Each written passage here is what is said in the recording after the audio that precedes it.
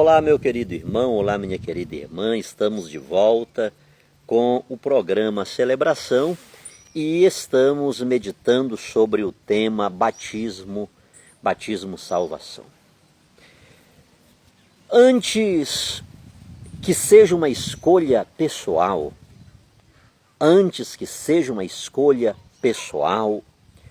conscientemente assumida, responsável, adulta, racional, precisamos ter a consciência que batismo é graça.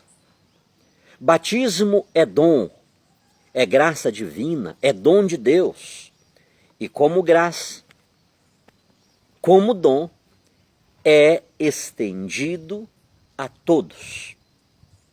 E neste todos está todos. Redundante, né? Neste todos está todos. Todos são todos. Não tem exceção.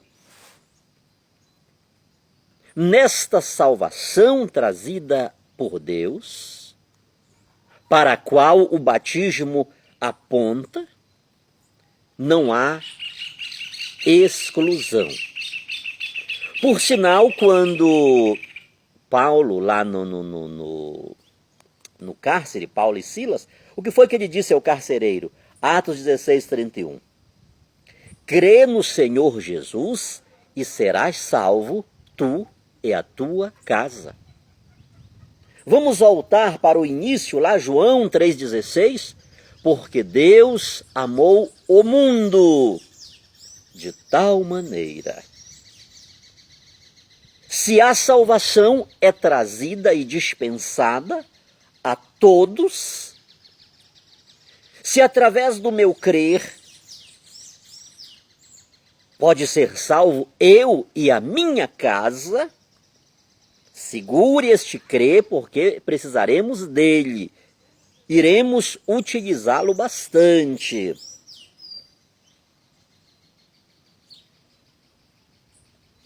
Então esta salvação não é apenas para mim, é para mim e para a minha casa.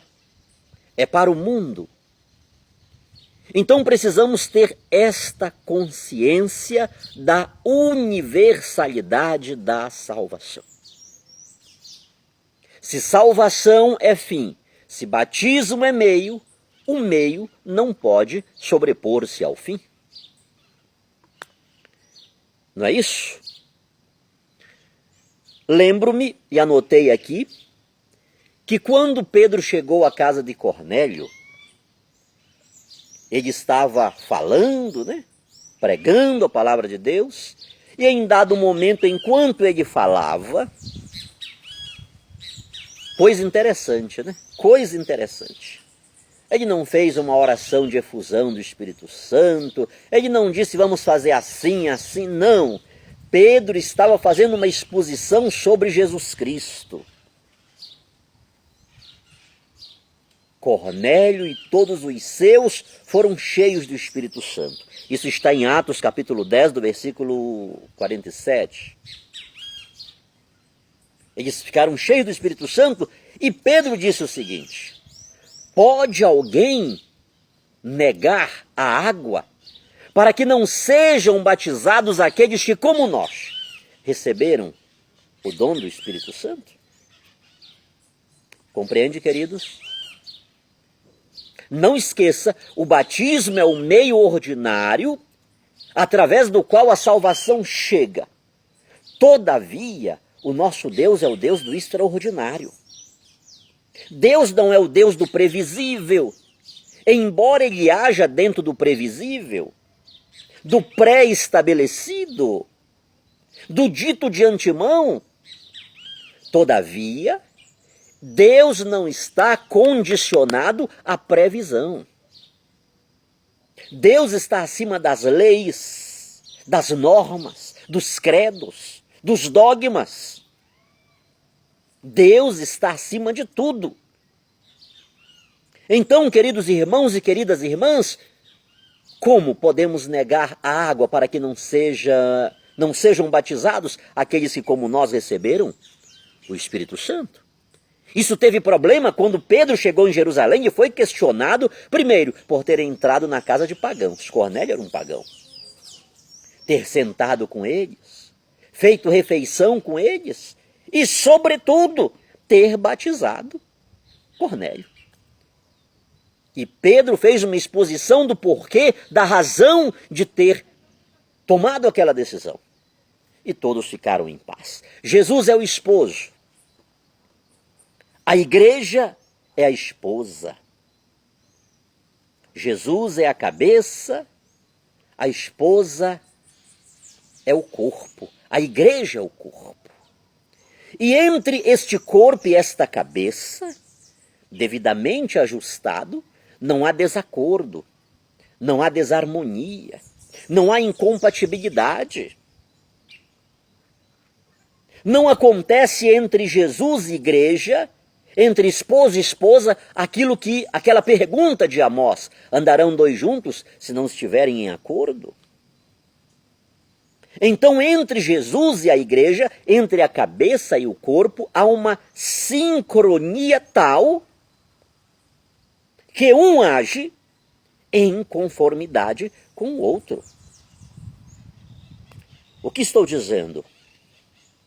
Estou dizendo, queridos, que o esposo veio para salvar a todos. Jesus veio para salvar a todos. A esposa, a igreja, ela não pode negar o banho do novo nascimento a ninguém. Se a igreja fizer isso, ela está em desacordo, ela está em desarmonia com o seu esposo. O corpo está para um lado e a cabeça está para o outro.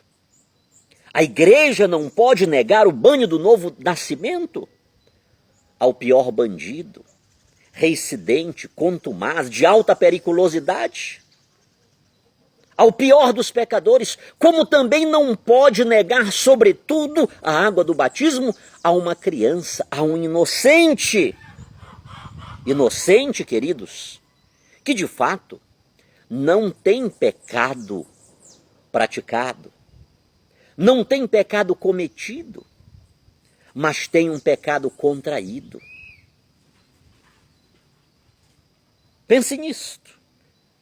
Outro momento a gente fala sobre, estou falando aqui sobre a questão do pecado original. Em outro momento a gente fala sobre esta questão do pecado original. É este pecado dos primeiros pais que estão sobre as nossas crianças. Repito-me, não é um pecado praticado, é um pecado herdado. Não é um pecado cometido, é um pecado adquirido. Em outro momento a gente fala sobre isso. Obviamente, a criança, ela nada sabe deste pecado. Ela não sabe porque ela não tem consciência. Primeiro, ela não tem a consciência teológica, catequética.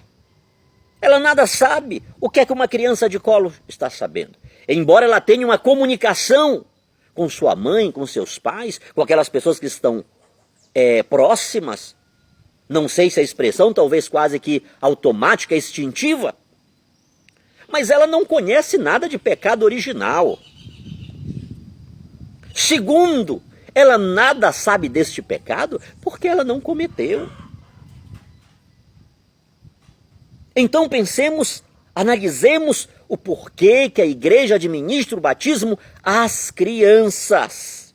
Criança que não tem pecado cometido, não tem pecado praticado, mas tem um pecado adquirido, um pecado herdado dos primeiros pais. A criança, ela é tão inocente ao ponto que o próprio Jesus disse, repito-me, delas são o reino dos céus. Deixai que elas venham a mim, não as impeçais, porque delas é o reino dos céus. O próprio Jesus deixou isto claro, e mais claro que isso não pode ser. Todavia, e não obstante, o reino dos céus ser delas, isto não tira da criança a culpabilidade e a solidariedade adquirida, propagada. Missionário,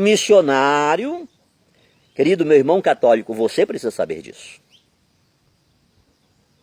Você precisa conhecer a doutrina da sua igreja. Eu estou falando com você. Agradeço aos irmãos de outras igrejas que assistem-me, obrigado, mas estou dirigindo meus irmãos católicos e a todos quantos queiram saber a doutrina católica. Meu irmão católico, você tem que colocar um basta em pessoas que chegam à sua casa dizendo que é desse jeito, é daquele, e você fica calado ali. Baixa a cabeça e nada sabe argumentar. São Pedro diz, estejais sempre prontos a dar a razão da vossa esperança a quem nola pedir. O crer, a fé, ela passa pela razão, não é uma fé cega. Não é uma fé doida, louca, não. Ela é uma fé que tem pés no chão, embora a cabeça esteja nos céus.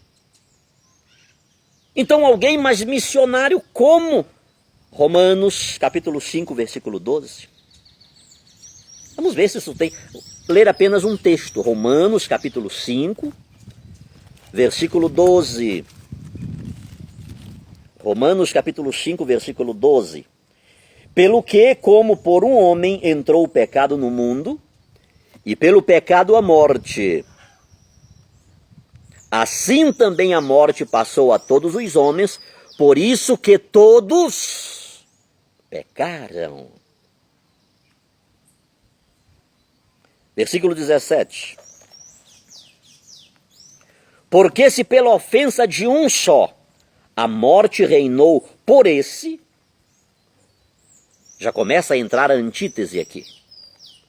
Muito mais os que receberam a abundância da graça e do dom da justiça reinarão em vida por um só, Jesus Cristo. Versículo 18. Romanos capítulo 5.